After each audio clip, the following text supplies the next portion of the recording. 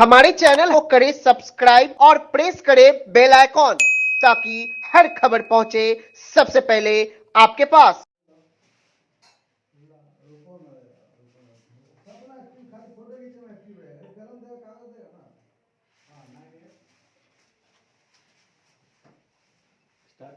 नमस्कार आदाब, मैं रवि गुप्ता। आप देख रहे हैं टाइम्स टुडे दरभंगा। शिक्षा संवाद का एपिसोड 5वां है और हमारे साथ दरभंगा के प्रसिद्ध शिक्षक एम कुमार सर हैं। एसआरएम इंग्लिश क्लासेस के मेंटर एम कुमार सर हैं और इंग्लिश और हिंदी विषय पर हम अभी इनसे 12वीं के बच्चों के लिए संवाद करेंगे। देखा जाता है दरभंगा में बच्चों का जो पहला पसंद होता है वो एसआरएम इंग्लिश के मेंटर एम कुमार सर ही होते हैं। आज हम इनसे 12वीं का जो आगामी एग्जाम होना है उस विषय पर संवाद करेंगे।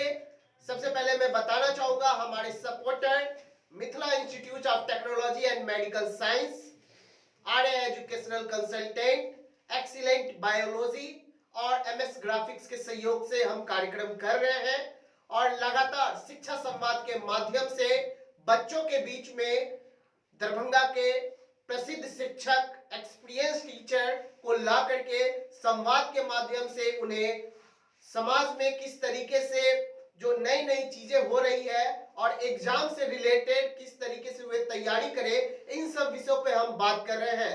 मैं सबसे पहले एम कुमार सर का बहुत बहुत धन्यवाद करता हूं जिन्होंने अपना अमूल्य टाइम हमें दिए हैं। सर, आपका बहुत बहुत स्वागत है चैनल में। Thank you very much. First of all, I would like to thankful to Darbhanga Times because of organizing such type of great program for the students. I'm really very thankful to you. And thank you sir. बिल्कुल sir, English में भी talking करेंगे और हिंदी में भी talking करेंगे, इसके लिए टेंशन नहीं लीजिएगा आप लोग। अब क्योंकि इंग्लिश के टीचर रहते हैं तो इंग्लिश से ही शुरुआत करते हैं। बहुत अच्छी पहल भी रहती है और सर लगातार दरभंगा को एक नई पहचान भी देते आ रहे हैं और लगातार इनका रिकॉर्ड भी बहुत अच्छा दरभंगा में रहा है। जितने बच्चे इनके पास रहते हैं उससे देखा जाता है कि बच्चों की पहले पसंद ही एम कुमार सर होते हैं। सर, बात करें इंग्लिश की, इंग्लिश टू हिंदी आते हैं हम लोग, ठीक है? तो इंग्लिश में सर जो सिलेबस है बिहार बोर्ड का, वो बच्चों को थोड़ा समझा दिया जाए sir. sure, sir. First of all, I would like to tell you something about your syllabus. Before starting syllabus, I want to tell you I'm Kumar from SRM English classes. You know very well that about your syllabus that there are two types of questions really asked in your syllabus in Bihar Board plus 2 exam. First one is subjective and second one is objective. In first group, in subjective, there are only 7 questions asked. You will have to prepare. First question will be essay. For essay, there are so many topics, but COVID-19, COVID-19, Indian Festival, Book Fair, and importance of sports are really very important. For to write any answer about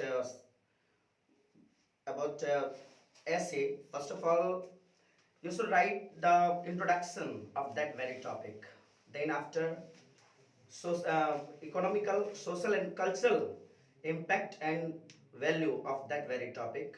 Then after, you have to write about the government's responsibility and our responsibility too. And then last, we'll have to write about the conclusion. And second question will be second and third question will be explanation.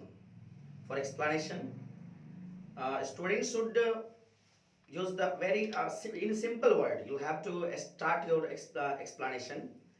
First of all, if you write any explanation, you'll have to write one explanation from prose section and another from poetry section. From prose section, write the line of explanation at first, then you should change paragraph there, and then start writing in explanation that above lines have been taken from a beautiful poem or prose piece. There are so many short tricks for that. If you wanna uh, consult about that topic, you can consult at Telegram. SRM English classes. You can find there. There is short trick for that very explanation. If you are well prepared about your examination, there you should revise from your class notebook. Second and third question will be explanation, and fourth question will be later and application. This is really very easy question, sir. And students should write obviously in easy way. There is a format of application and later. Students should follow that format properly if they want to get more marks in English language paper. And fifth question will be short question. And short question, there are only 10 short question will be in your question, but you'll have to answer only 5 short question there. If you read your lesson properly, I think there is no any need to read any other assignments or any other thing. If you didn't prepare properly, you can contact me at SRM English classes. There would be a single page. In that very single page, you can get so many things from there. And next question will be the long question. In long question, most of students are really confused there. There are 6 options to answer only 3 questions. They are confused. They are confused that which question should answer, we should answer.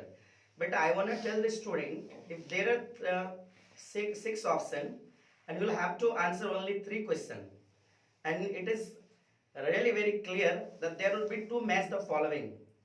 First match the following from poetry section and second from the prose section. And I think if you write the matching test, that would be very beneficial for you, because that is really the marks obtaining topic. And third, you can translate any 5 of the following.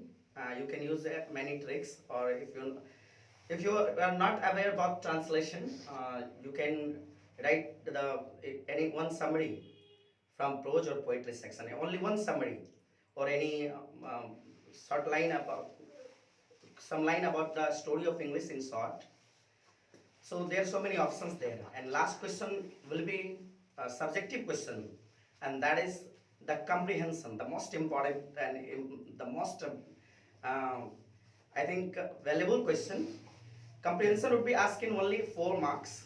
You'll have to go through, firstly you'll have to read about 4 questions properly, then after read the comprehension passage, and with that, through the passage you'll have to write in your own word, but according to passage you have to answer the questions properly.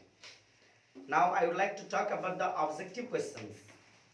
There would be 100 objective questions. In that, a student will have to answer only 50 questions. For objective question, there are 3 sections there. First one is grammar, second one is vocab section, and third one is literature section.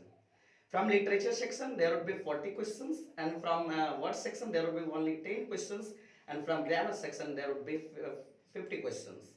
A student will have to answer only 50 questions among all those questions. And I want to suggest the students which part of the objective portions, like if you are well prepared about literature section or grammar section or word section, you'll have to answer from that very section. Firstly, you'll have to read every question properly and think that I am really well prepared about this very topic, this question. You should mark that question and then start writing, because I think in out of 100 you'll have to make only 50 questions. It is really very easy about the students. Student can get easy. And for the subjective questions, your handwriting is most important thing. So you'll have to pay attention about that. So this is the syllabus of English. जी sir, बिल्कुल बहुत अच्छे। मैं पहले अब जो sir ने जो कहा मैं हिंदी में भी आपको समझाऊंगा अभी कुछ ही क्षणों में, लेकिन जो हमारे यहाँ मेहमान आते हैं और मिथिला का जो कल्चर है कि जो भी मेहमान आते हैं उनका पाक चादर और मेमेंटो देकर के उनको सम्मानित किया जाता है, तो मैं Mithila institute of technology and medical science के डायरेक्टर शाहिद अख्तर साहब को बुलाना चाहूंगा और एम कुमार सर का पाक चादर और मेमेंटो देकर के सम्मानित किया जाए।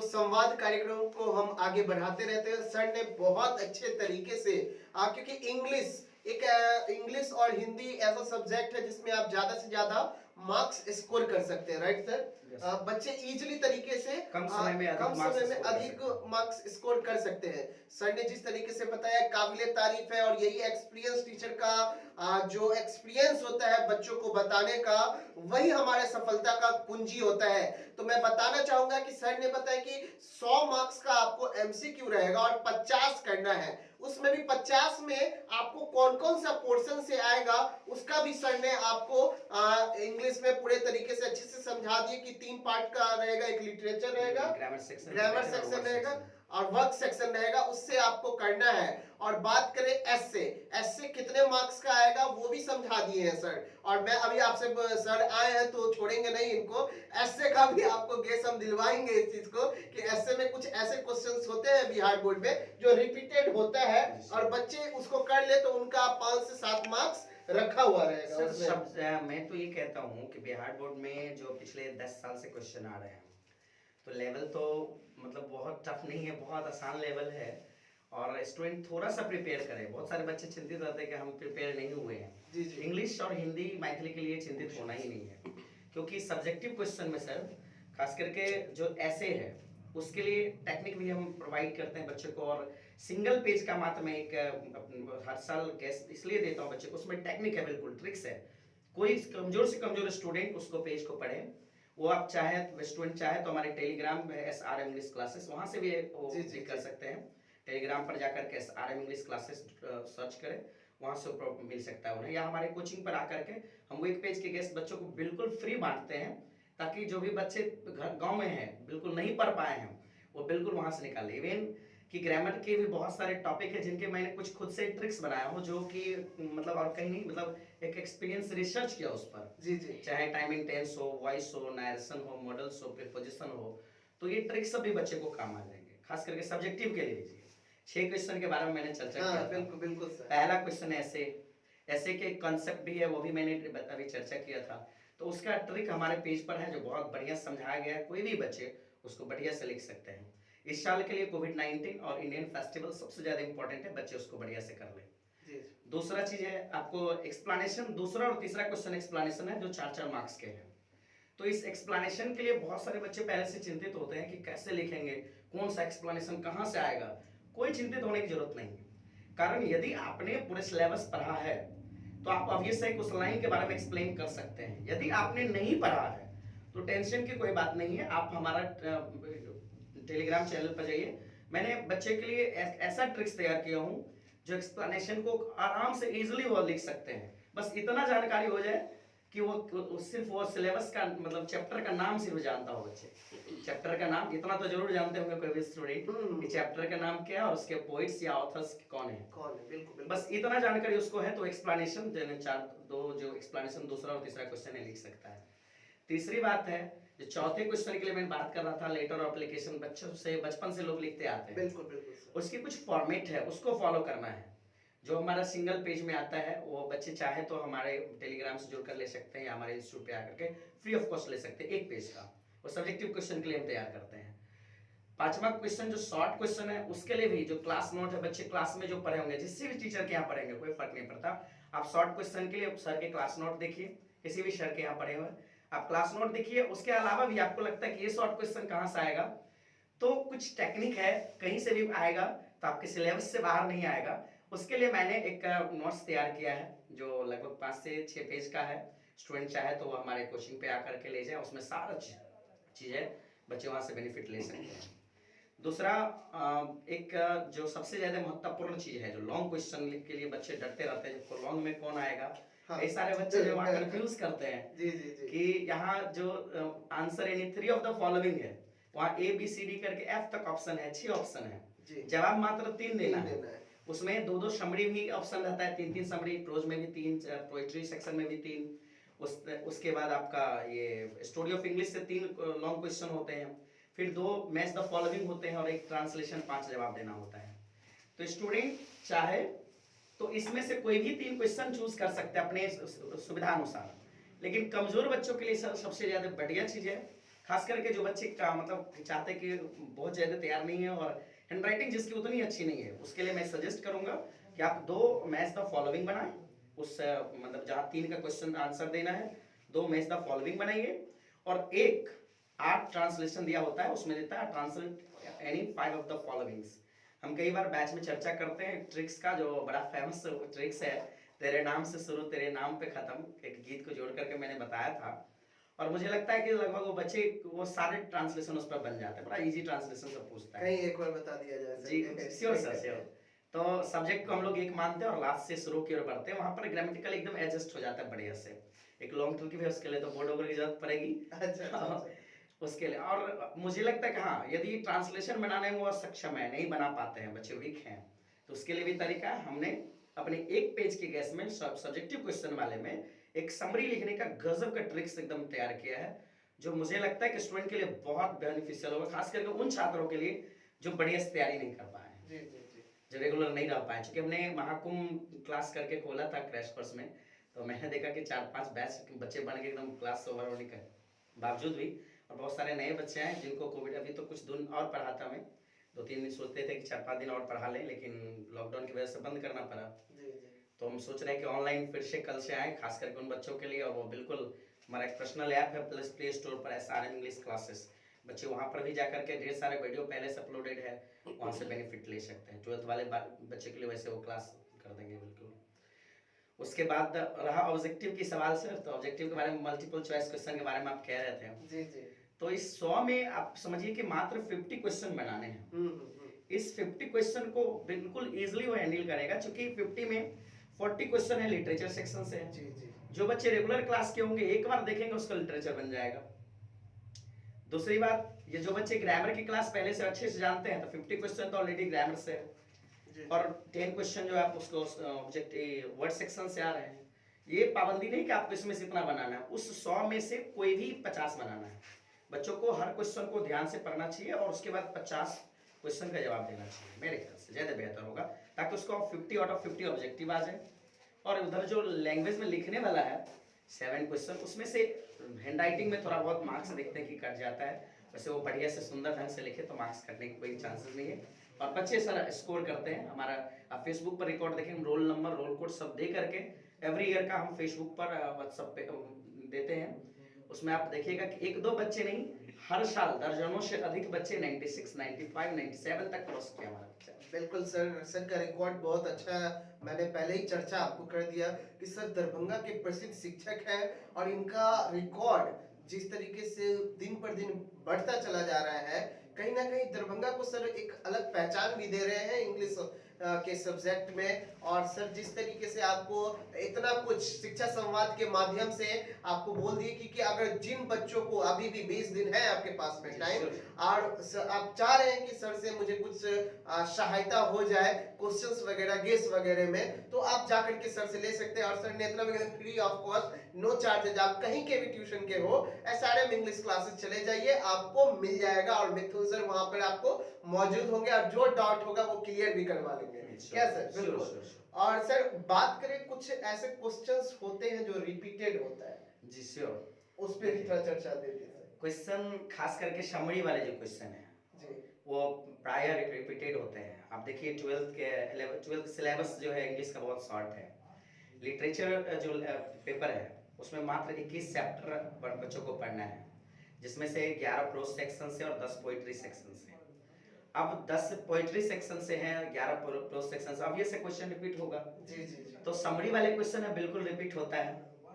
तो हम लोग जो गैस भी अटेम्प्ट करते हैं, तैयार करते हैं, तो उस चीज को ध्यान में रखें। इसलिए बहुत सारे बच्चे को बड़ा अजीब भी लगता है कि सर एक पेज के देते, बोलते सब्जेक्टिव सब इसी से होगा, क्योंकि उसमें ऐसा नहीं कि सिर्फ गैस ही है। जी बिल्कुल। क्वेश्चन कोई भी होगा उसको हम इस तरह से शेक कर देते हैं कि वो आंसर, मतलब वो इजीली आंसर लिख सकता है, उसको कोई परेशानी नहीं होगी। उसके बाद शॉर्ट क्वेश्चन बहुत सारे मतलब रिपीटेड होते हैं, तो वैसे भी इसका सिलेबस शॉर्ट है, इजीली बच्चे कर लेंगे। बिल्कुल सर ने बहुत अच्छे तरीके से समझा दी। और भी सर कुछ इंग्लिश में आप बच्चे को बताना चाहें, क्योंकि हम लोगों ने सिलेबस डील कर लिया, ट्रांसलेशंस है, एसे है, ग्रामर पोर्शन है, सभी कुछ सर ने बहुत अच्छे तरीके से समझा भी दिया। और भी कुछ सर आप चाह रहे जो बच्चों को बताएं इंग्लिश? सर ग्रामर में बहुत सारे बच्चे ये भी सोचते हैं कि सर कहाँ से कौन कौन टॉपिक को रिवाइज करें। अभी मेन टाइम है कि जैसे जो बच्चे ग्रामर रेगुलर पढ़े होंगे, रेगुलर क्लास के होंगे, ग्रामर सेक्शन जरूर पढ़े होंगे, तो बहुत दो बातें होती है। ग्रामर सेक्शन बचपन से बच्चे पढ़ रहे होते हैं, उसमें आप जो चैप्टर आपको अच्छा लगता है, जो अच्छा नहीं, खास करके जो टाइम एंड टेंस है, सब लोग पढ़ते हैं। टाइम एंड टेंस से जुड़े हुए टॉपिक जो है आपका, टाइम एंड टेंस से जुड़े हुए मॉडल्स भी हो गया, सब्जेक्ट वर्ब एग्रीमेंट भी हो गया, हाँ, सिंथेसिस भी आप बनाते हैं तो इसकी जरूरत वहां पे पड़ेगी, क्योंकि वर्ब की जरूरत पड़ेगी, क्योंकि वर्ब को अंग्रेजी में मतलब बैकबोन ऑफ इंग्लिश ग्रामर कहा गया है, तो इसलिए उसकी जरूरत पड़ेगी स्टूडेंट को। तो वहां पे सबसे पहले उसको वर्ब को कंप्लीटली देखना चाहिए, खास करके हर टीचर उसको बड़े डिटेल में पढ़ाते हैं, तो आप अपने क्लास नोट्स को रिवीजन कीजिए। और टाइम एंड टेंस जैसे है, उसमें खास करके बच्चों को उसका जो एडवर्ब ऑफ टाइम है, हर टेंस में अलग अलग एडवर्ब ऑफ टाइम यूज होते हैं। जैसे सिंपल प्रेजेंट में है तो उसमें often, always, daily, recently, recently नहीं, इसमें मतलब डेली, ओकेजनली, एज यूजुअल, इस तरह के एडवर्ब ऑफ टाइम होते हैं, जिसको हम लोग कीवर्ड्स नाम देते हैं अपने क्लासरूम में। ट्रिक्स का उसका कुछ ट्रिक्स है। हमारा एक एग्जाम टॉनिक हर साल निकलता है, उसमें कई सारे टॉपिक का मैंने ट्रिक्स दिया है, जो बिल्कुल कम से कम समय में उसको तैयारी आप कर सकते हैं। तो या तो आप कोई भी सर से पढ़े हैं तो उसका रिवीजन लीजिए, रिवीजन करिए उसी नोटबुक से। फिर वॉइस के बारे में, वॉइस का भी मेरा फेसबुक पर भी वीडियो, यूट्यूब पर भी वीडियो होगा, मात्र 15 मिनट में पूरे वॉइस का मैंने उसको बढ़िया ढंग से समझाया है, एकदम ट्रिक से समझाया है, इतनी आसान ट्रिक कि बिल्कुल आप सेट हो जाएगा एक बार में। इसी तरह से नरेशन का भी टेक्निक्स है, नरेशन को भी बढ़िया से कर लीजिए, मॉडल्स को अच्छी तरह से कर लीजिए। मॉडल्स का भी कई सारे वीडियो मैंने शेयर किया है, नहीं होगा शेयर तो आज भी जाके मैं करूंगा कुछ शेयर, ताकि बच्चे बेनिफिट कर ले सके यूट्यूब पर भी। उसके बाद सिंथेसिस है, उसके सिंथेसिस जो है वो कॉम्बिनेशन जो कहते हैं बच्चे, कंबाइन द फॉलोइंग, दो सेंटेंस को कंबाइन करके एक नया सेंटेंस बनाना है। वहाँ खास करके 3 मेन प्रोसेस है जोड़ने के लिए। सबसे पहला इन्फिनेटिव से जोड़ते हैं, तो वो देख ले बढ़िया से बच्चे, जिरन को देख ले, हाँ, पार्टिसिपल को देख ले, क्योंकि इसी के सहायता से जोड़ेंगे, और एक कंजंक्शन को जोड़ ले तो वो देख ले। फिर प्रीपोजिशन और आर्टिकल, ये दोनों का जो लोग क्लास के होंगे लगभग हर जगह उसके टेक्निक्स भी बताए जाते हैं, बहुत बेहतरीन इंटरेस्टिंग टॉपिक है आर्टिकल और प्रीपोजिशन। उस पर बच्चे थोड़ा सा रिवीजन कर लें, उसके टेक्निक्स को समझे। प्रीपोजिशन में बहुत सारे बच्चे क्या पढ़ होता है कि कंपेरिजनल स्टडी उसको बहुत जरूरी है, कंपेयर करके पढ़ना, कि आप एक ही जगह 4 प्रीपोजिशन आ रहे हैं तो कौन सा हमें फिल करना चाहिए, तो उस चारों में कंपैरिजन होना चाहिए। तो ये मैं क्लास में भी डिस्कशन किया हूँ, और क्लास नोट में भी बच्चे एक बार देख ले तो शायद बढ़िया से कवर कर लेंगे। वैसे हर टीचर बताते हैं इसे बढ़िया से, बड़ी इंटरेस्टिंग टॉपिक है। जी जी जी बिल्कुल सर। तो इंग्लिश का पोर्शन लगभग कंप्लीट हो गया, और इससे आप अपना बेनिफिट भी ले सकते हैं, क्योंकि सर ने बहुत ही अच्छे तरीके से और बहुत ही सरल शब्दों में आपको इस चीज को समझा दिए हैं। यही खूबी है मिथुन सर का, एम कुमार सर का। सर एक चीज और है जो मैं बताना चाह रहा था, लिटरेचर सेक्शन में बहुत सारे बच्चे को लगता है कि मतलब ऑब्जेक्टिव मल्टीपल चॉइस क्वेश्चन जो है, जो 40 ऑब्जेक्टिव है जी, उसमें सबसे पहले देखिए बहुत आसान तरीका, कुछ ज्यादा करने की जरूरत नहीं है। आप जो चैप्टर पढ़ रहे हैं उसके ऑथर्स या पोइट्स के नाम, पाठ के नाम, पोइट्स नेम, वो कहाँ से बिलोंग करते हैं, वो जी जी, उसका जो डेट ऑफ बर्थ है, कई बार वो भी पूछता है, कई बच्चे के डेट ऑफ बर्थ याद करने में थोड़ी दिक्कत रहती है, आप छोड़ दीजिए, वो नहीं करने रहे तो कम से कम उसके जो बुक्स हैं जो उन्होंने लिखा है वो हर जगह आपको अवेलेबल है, आपको जो चैप्टर है उसमें भी अवेलेबल है, हमारे एग्जाम टॉनिक में भी हम दिए हैं। गेस्ट क्वेश्चन का पहला पेज जो हम लोग देते हैं वही देते हैं, ताकि बच्चे उसको पहले कवर करें, उसको पूरी जानकारी एकदम शॉर्ट में जो एनालाइज करके वो हो जाती है। वो एक्सप्लेनेशन लिखने में भी मदद करता है, समरी लिखने में भी मदद करता है। दूसरी बात है, उससे जो ऑथर को कोई प्राइजेज वगैरह मिले हैं, जैसे नोबेल प्राइज सब मिले हैं, तो वो कब किसको मिला है ये बड़ा इंपॉर्टेंट है। इससे हर साल क्वेश्चन रिपीट होता है, जो रिपीटेड क्वेश्चन कह रहे हैं इससे हर साल क्वेश्चन आता है। दूसरी बात, चैप्टर का जो मेन थीम होता है उसको आप ध्यान से पढ़िए। चैप्टर के मेन थीम को समझिएगा तो कहीं से क्वेश्चन होगा, चाहे शॉर्ट क्वेश्चन हो, ऑब्जेक्टिव क्वेश्चन आप इजीली बना सकते हैं। चैप्टर के जो मूल पात्र हैं वो क्या है उसको आप देखिए, बड़ा इजीली आप जवाब दे सकते हैं, कुछ नहीं है उसमें, बहुत मतलब आसान है। वैसे हमारा एग्जाम टॉनिक एक आता है बुक, छोटी सी बहुत पतली सी बुक है, तो बच्चे उसका बेनिफिट ले तो उसका पेज नंबर 1 और 2 में जितना हमने लाइंस दिया है सिर्फ उतना कर ले तो सारा लिटरेचर का ऑब्जेक्टिव कवर हो जाता है। बिल्कुल बिल्कुल सर। हम सारे चैप्टर का वैसे लास्ट समय में भी बहुत सारे बच्चे को कुछ क्लास नोट्स दिए हैं, जो कम से कम जो लोग लेट से आए हैं, जो कवर नहीं कर पाए हैं, वो रिकेप कर ले अपने आप को, इसलिए मैंने 2-4 पेज करके जो है लास्ट में भी दिया है। तो उसके भी लास्ट के 2-3 पेज बड़े महत्वपूर्ण है ऑब्जेक्टिव क्वेश्चन के, खास करके लिटरेचर के ऑब्जेक्टिव के लिए। ग्रामर का ऑब्जेक्टिव के लिए तो आपको पढ़ना ही पड़ेगा, उसकी कोई गैस नहीं होती है, उसका नियम आपको जानना जरूरी है। हाँ, उसके शॉर्ट टेक्निक्स जरूर होते हैं, जैसे मैंने अभी चर्चा किया, टाइमिंग टेंस के भी ट्रिक्स है, वॉइस का भी ट्रिक्स है, मॉडल्स का भी, सब चीज का ट्रिक्स आप हमारे क्लास से देखे होंगे तो जरूर बताया गया होगा। तो इंग्लिश का आप समझ लिए सर, बहुत ही अच्छे तरीके से आपको समझा दिए। और सर के साथ मैं हिंदी का भी संवाद कर रहा हूँ, इंग्लिश और हिंदी दोनों सर डील कर रहे हैं आपके साथ में। सर हिंदी की बात करें तो सिलेबस से स्टार्ट होते हैं और जो जो महत्वपूर्ण चीज है उसको समझा दिया जाए। सर हिंदी तो और सरल है, क्योंकि हिंदी हर बच्चे जो है खुद से बचपन से पढ़ते लिखते बोलते आए हैं, उनको कहीं से कोई दिक्कत नहीं है।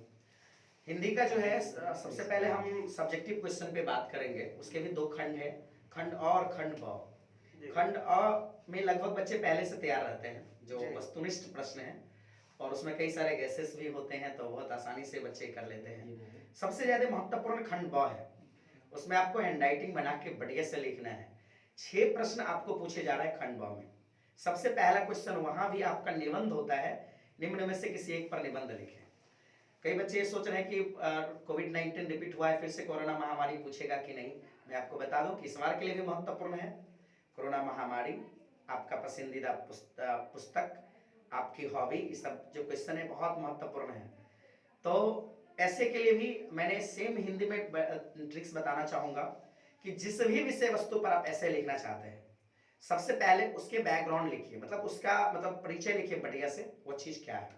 जो भी मान लीजिए कोविड-19 पूछ दिया, या फिर नारी सशक्तिकरण पूछ दिया, वुमेन एम्पावरमेंट पूछ दिया, तो वो क्या है, कहां से आया है, ये पूरा बैकग्राउंड आप पहले लिखिए। एकदम बिल्कुल ऐसा नहीं कि आपको कहीं से रटना है, आप इतना जरूर जानते हैं कि नारी सशक्तिकरण क्या है, दहेज प्रथा क्या है, या कोविड-19 क्या है, खूब बढ़िया से जानते हैं।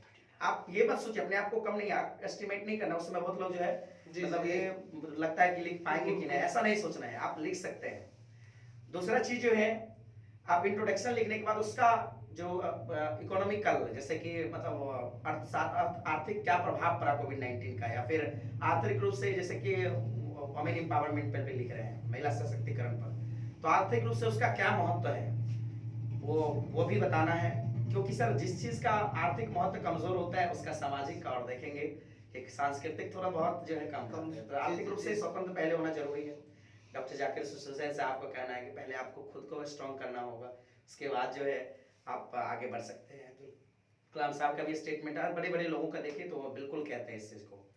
चलिए, तो हम चर्चा कर रहे थे कि आर्थिक महत्व दर्शाइए, सामाजिक महत्व दर्शाइए, सांस्कृतिक महत्व और इम्पैक्ट। जैसे कोविड-19 है तो आपको इम्पैक्ट, प्रभाव दर्शाना है कि क्या प्रभाव पड़ा हमारे आर्थिक दृष्टिकोण से, हमारे राष्ट्र पर, हमारे समाज पर, सामान्य जीवन के लोगों पर, तो वो दर्शाइए। फिर आप जो है, यदि आप महत्व दर्शाना चाहते हैं वुमेन एम्पावरमेंट पर, महिला सशक्तिकरण, जो भी टॉपिक या तो महत्व वाला होगा या प्रभाव वाला होगा, तो महत्व प्रभाव दर्शाइए। पहले आर्थिक महत्व या प्रभाव, उसके बाद सामाजिक महत्व प्रभाव, उसके बाद सांस्कृतिक, और फिर सरकार की क्या मतलब जिम्मेवारी, रिस्पॉन्सिबिलिटी है, वो दर्शाइए। फिर आप अपनी जिम्मेदारी दर्शाइए, और अपना कंक्लूजन आप दीजिए कि क्या सही होना चाहिए, उसके लिए क्या करना चाहिए। बिल्कुल बिल्कुल, चाहे वो कोई भी टॉपिक हो। ये 6 महत्वपूर्ण फैक्टर्स हैं, इस पर जितना चाहे स्टूडेंट लिख सकते हैं। वैसे लिखने के लिए मात्र 150 से 200 शब्द का लिमिटेशन दिया गया है, तो वो आप पॉइंट्स बना के 6 पॉइंट्स बना के लिखिए, बहुत अच्छा मार्क्स आएंगे। पॉइंट्स बना के ऐसे लिखेंगे तो आपका मार्क्स नहीं कटेंगे। 8 मार्क्स में है, 150 से 200 शब्द में लिखना है, 6 पॉइंट्स को दर्शा बनाइए और उसको लिखिए। या तो 6 जगह पैराग्राफ आप चेंज कीजिए या पॉइंट्स बनाइए। हमने जो नोट्स तैयार किया उसमें भी पैराग्राफ चेंज किया है, आप उसको चाहे तो पॉइंट्स वाइज लिख सकते हैं, बहुत अच्छा मार्क्स। या फिर उस पॉइंट को अंडरलाइन करते जाइए जहां पैराग्राफ चेंज करते हैं। उसके बाद सेकेंड क्वेश्चन सप्रसंग व्याख्या होता है कि निम्न में से किन्हीं 2 अवतरणों का सप्रसंग व्याख्या करें। सिर्फ सेम इंग्लिश के तरह हिंदी में भी सप्रसंग व्याख्या है, इसमें तो और आसान हो जाता है, छात्र खुद से लिख सकते हैं उसको।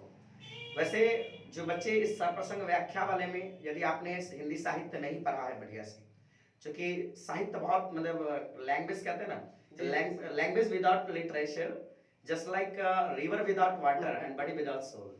यानी साहित्य के बिना भाषा वैसी है जैसे मानिए आत्मा के बिना कोई शरीर हो, बिल्कुल, और पानी के बिना कोई नदी हो। तो ऐसी है साहित्य। तो साहित्य यदि आपने नहीं पढ़ा है, पोएम सेक्शन नहीं पढ़ा है, कविता नहीं पढ़ा है, गद्यभाग नहीं पढ़े हैं, तो आप हमारे ट्रिक्स का भी आप फायदा उठा सकते हैं। हमने एक पेज का हिंदी का भी ट्रिक्स टेलीग्राम पर शेयर किया है। SRM इंग्लिश क्लासेस आप सर्च कीजिए टेलीग्राम पर, सबके लिए है वो, आप वहां से उसका बेनिफिट लीजिए। बेहतरीन ट्रिक्स वहां पर मैंने शेयर किया है। दूसरा चीज है कि ये सर इसमें तीसरे क्वेश्चन जो इसका आएगा वही पत्र है और आवेदन है जो बचपन से बच्चे पढ़ते आए हैं। तो उसके लिए भी मैंने ट्रिक्स तैयार किया है कि उसका फॉर्मेट क्या होना चाहिए, माने क्या किस तरह का फ्रेम होना चाहिए जिससे आपका मार्क्स ना कटे। क्या ऊपर में क्या लिखना है, नीचे क्या, बीच का लाइन क्या, बस उसका body according to question change करना है। जो क्वेश्चन में पूछ रहा है वही जवाब आपको देना है बॉडी। तो उसमें 90% चीज हमने आपके ट्रिक्स में दे दिए हैं, आप वहां से बेनिफिट ले सकते हैं। बहुत कम समय में आप बढ़िया से तैयारी कर सकते हैं। उसके बाद अगला क्वेश्चन जो आपका होगा वो प्रसंग व्याख्या के बाद लेटर एप्लीकेशन आवेदन और पत्र में से कोई एक ही का जवाब देना है जो 5 मार्क्स के होते हैं। अगला क्वेश्चन वस्तुनिष्ठ करके है 5वां, ये सॉरी आपका शॉर्ट क्वेश्चन है, वेरी शॉर्ट क्वेश्चन, मतलब अति लघु उत्तरीय प्रश्न। आपके चैप्टर में से प्रोज पोएट्री दोनों मिला करके आपका पूरा प्रश्न उसमें 10 पूछा जाएगा, 5 का जवाब देना है। आप यदि प्रत्येक चैप्टर के, प्रत्येक लेसन के जितने भी पाठ आपके हिंदी में हैं उसके सिर्फ समरी पढ़ लेते हैं एक बार, तो मेरे ख्याल से शॉर्ट क्वेश्चन का अति लघु उत्तरीय प्रश्न उत्तर जवाब देने में सर विद्यार्थी को दिक्कत नहीं होगी। और तीसरी बात है, यदि किसी को लगता है कि बहुत ज्यादा पढ़ना पड़ेगा तो उसके लिए भी मतलब है, हमने एक एग्जाम टॉनिक तैयार किया है। बच्चे चाहे तो हमारा सुपर हिट गेस है जो 5 पेज का है, उसमें सारे चीजों को मैंने बेहतरीन ढंग से, उससे बाहर कभी नहीं क्वेश्चन आता, वही रिपीटेड क्वेश्चन सब ज्यादातर होते हैं। और पूरे चैप्टर का निचोड़ मैंने अपने भाषा में, सरल भाषा में उसको आंसर शीट बनाया है जो बच्चों को बहुत मतलब मदद करेगा। उसके बाद 5वीं क्वेश्चन जो है इसमें होगी सर, जो छठी क्वेश्चन 5वीं क्वेश्चन जो होगी वो किसी 3 का मतलब लॉन्ग क्वेश्चन होगा, किसी 3 का उत्तर दे। वहां भी स्टूडेंट को 6 ऑप्शन मिलेंगे, 3 का जवाब देना है, जिसमें गद्य और पद दोनों भाग से सारांश खास करके होते हैं और या लॉन्ग क्वेश्चन 1-2 हो जाते हैं। बच्चे यदि चैप्टर पढ़े हुए हैं अच्छी तरह से पाठ को, गद्य या पद को, तो आराम से वो लिख सकते हैं, कोई दिक्कत नहीं है। यदि आप अभी तक तैयार नहीं हुए हैं तो मैं चाहूंगा कि आप हमारा सुपर हिट गेस जो है वो जरूर पढ़िए। आप कहीं भी पढ़ते कोई फर्क नहीं पड़ता, आप कहीं से भी आपको स्टडी मटेरियल मिल रहा है और अच्छा मटेरियल है तो आप उसका यूज कीजिए, या फिर आप जहां पढ़ते हैं उस सर का ही निश्चित रूप से बनाए होंगे, आप उन्हीं का स्टडी मटेरियल आप यूज कीजिए, आप अच्छे मार्क्स लाएंगे। और अंतिम क्वेश्चन जो आपका होगा ये प्रेसिस होता है, मतलब संक्षेपण है। 2 गद्यांश दिया रहता है, उसको आपको उस पर संक्षेपण तैयार करना है। संक्षेपण बड़ा इंटरेस्टिंग चीज है सर। जी सर। हिंदी में संक्षेपण, जैसे कि मान लीजिए कि क्या किया, किसी को एक मूवी दिखा दी, जी बिल्कुल, मूवी पूरी दिखा दी है, नाम नहीं बताया, और फिर बोले कि चलो बताओ इस मूवी का क्या नाम होना चाहिए, तो वो उस मूवी को, उस चीज का शीर्षक हो जाएगा, टाइटल। जो मूवी का नाम होता है वो उस पैसेज का शीर्षक। सबसे पहले क्या करना है स्टूडेंट को, जो पैसेज का बनाना है संक्षेपण, उस संक्षेपण के जो पैसेज है उसको बढ़िया से पहले पढ़ लेना है। उसको 2 बार 3 बार, जितने समय बहुत ज्यादा रहेगा, बच्चे को पहले से पता है कि ये क्वेश्चन हमारा आने वाले हैं। हमारा जी एक पेज का जो नोट्स है जो सब्जेक्टिव के लिए है, पहले से प्रिपेयर है कि ये क्वेश्चन हमको आने वाला है, तो वो 3 बार पढ़ लें उस पैसेज को। पढ़ने के बाद उसको ये बात जरूर पता चल जाएगा कि किस चीज पर आधारित है पैसेज।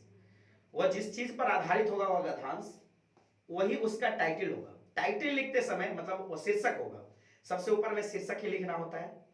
तो शीर्षक लिखते समय एक बात का ध्यान रखना जरूरी है कि शीर्षक जो होगा कम से कम 2 शब्द में और ज्यादा से ज्यादा 5 शब्द में, 2 से कम नहीं। 1 शब्द में आप शीर्षक नहीं लिखेंगे, नंबर कट सकता है आपका।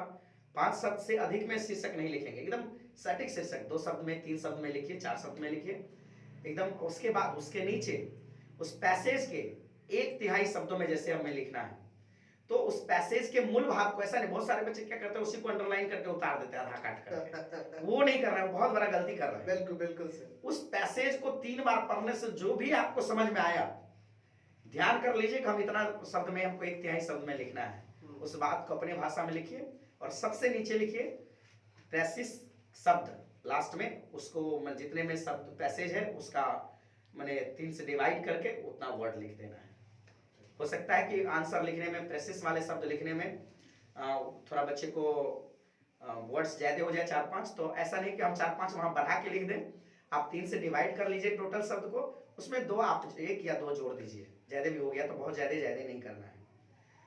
आप चलते हैं सर हम सब्जेक्ट मल्टीपल चॉइस क्वेश्चन जी जी बिल्कुल ऑब्जेक्टिव पर। जी देखिए इसमें मुख्य रूप से 2 तरह के प्रश्न होंगे, व्याकरण और पद और गद्य भाग से जो ऑब्जेक्टिव्स होते हैं। बहुत सारे बच्चे व्याकरण में बहुत स्ट्रांग होते हैं, शुरू से पढ़े होते हैं, खास करके जो बच्चे रेगुलर क्लास हमारा किया, हमने हर एक टॉपिक को बढ़िया से बताया है, किसी भी टीचर के पास वो पढ़े होंगे तो जरूर बताया गया होगा, वो पोर्शन उनका बहुत बेहतरीन होता है। दूसरी बात, हिंदी साहित्य को भी हम लोग बहुत बढ़िया से बैच में डील किए हैं। तो यदि आप वो पढ़े हुए तो ऑब्जेक्टिव क्वेश्चन के लिए टेंशन इसलिए नहीं लेना है, एक बार सिर्फ रिवीजन कर लीजिए अपने क्लास नोट को, जो भी आपको लिखाया गया है क्लास में या बताया गया है, या फिर लास्ट में जो भी नोट्स दिया गया हो जहां कहीं भी आप पढ़ते हो। यदि आप हमारे यहाँ पढ़ते तो हमारा 5 पेज का जो है 5 से 6 पेज का हमारा हिंदी का लास्ट में सुपर हिट गेस दिए हैं। उसमें मैंने हिंदी में खास करके शुरू के 1 पेज और 2 पेज और अंत के 2 पेज, 4 पेज खास करके हमने ऑब्जेक्टिव के लिए तैयार किया है, जिसमें 2 पेज हमारा व्याकरण सेक्शन का जो अति महत्वपूर्ण प्रश्न है, जो इस बार आ सकते हैं, वो सारा कंटेंट ही उससे बाहर नहीं होगा। दूसरी चीज है हिंदी का जो आपका साहित्य सेक्शन है, उस साहित्य में, हिंदी साहित्य में गद्य और पद दोनों का चैप्टर वाइज जो ऑब्जेक्टिव पॉइंट्स बनते हैं, जहां से ऑब्जेक्टिव पूछा जाता है, वो सारा लाइन दिए हैं। बहुत सारे बच्चे लाइन को पढ़ रहे होंगे, यदि बच्चे हमारे यहाँ नहीं पढ़े होंगे वो भी बहुत सारे नोट्स ले गए हैं, देखे हैं, तो उनके लिए मैं एक बात बता दूं कि लास्ट में जो ब्लैक बोल्ड अक्षर में रहता है वो आंसर होता है, और लाइन वाला जो है वो आपका प्रश्न होता है, वो ऑप्शन में दिया रहेगा।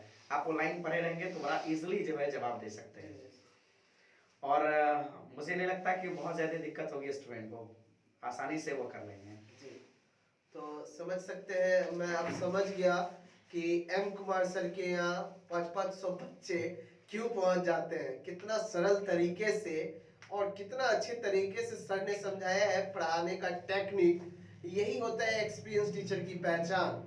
और जो भी बच्चे वीडियो अभी तक शेयर नहीं किए हैं, धकाधक शेयर कीजिए, ताकि एम कुमार सर का जो अभी संवाद चला है दूसरे बच्चे तक पहुंचे और वो भी एम कुमार सर से फायदा ले सके, क्योंकि गुरुजी है और जितना सिखाएंगे और जितना आप उनसे सीखिएगा आपके लिए कमी है। तो मैं फिर से M Kumar sir SRM English classes को बहुत बहुत धन्यवाद करता हूं कि सर यहां आए और अपना अमूल्य टाइम दिए।